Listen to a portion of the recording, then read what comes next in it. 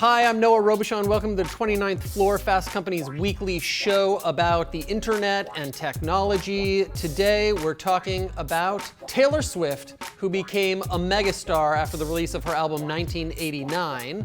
And she's using some of her musical muscle to actually change the way digital music is happening. It starts in November of 2014 when Swift said she was pulling her entire catalog off of Spotify.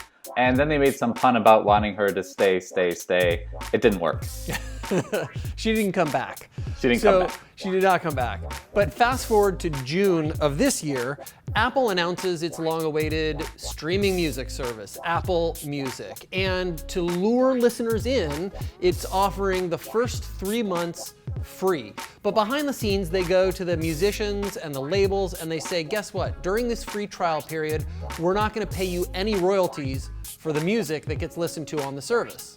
So Taylor Swift takes to Tumblr, where she writes a little manifesto to Apple, Love Taylor, basically saying that it was absurd. Right, and the death blow in that Tumblr post was actually when Swift says, quote, "We don't ask you for free iPhones. Please don't ask us to provide you with our music for no compensation." So the exec who oversees Apple Music, Eddie Q, wakes up in the morning, sees what went down, and calls up Taylor Swift, because I guess he has her number, and says, look, we're gonna change course. What we did was wrong. We'll pay everybody.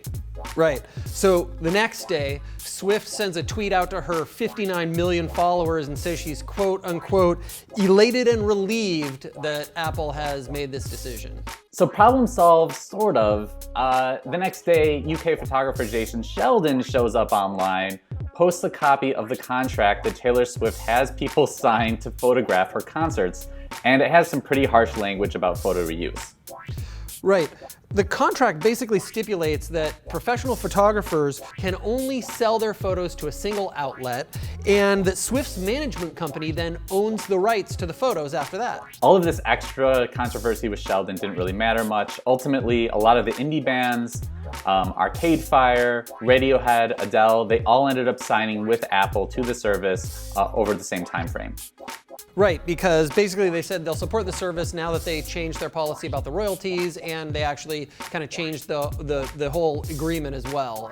I'm glad that Taylor Swift stood up and is using her platform to make changes in the industry. Apple, God knows they've got money to spare for paying artists. And you know, it's not really the Taylor Swifts of the world who are the ones who benefit as much as the younger indie artists. But I think the truth of the matter is that the way royalties are set up right now, nobody's making a lot of money off of streaming music. Apple's paying, what, 71% of their revenue to artists versus Spotify's 70%. Nothing has changed here in terms of the economics overall for artists and musicians making money through streaming. So what do you think? Is streaming music actually something that makes you feel a little bit guilty because artists aren't getting paid so well? Or hey, that's the future, enjoy it while it lasts? Let us know. #29th Floor on Twitter, and we'll see you next week. Thanks.